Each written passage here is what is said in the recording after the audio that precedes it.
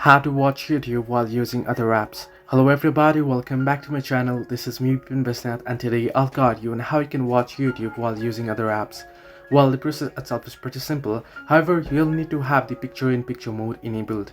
In order to do so, you will either need to have the YouTube Premium. In case you don't have YouTube Premium and you don't want to purchase it, if you're on an Android device, what you can do is you can simply go ahead and open up YouTube.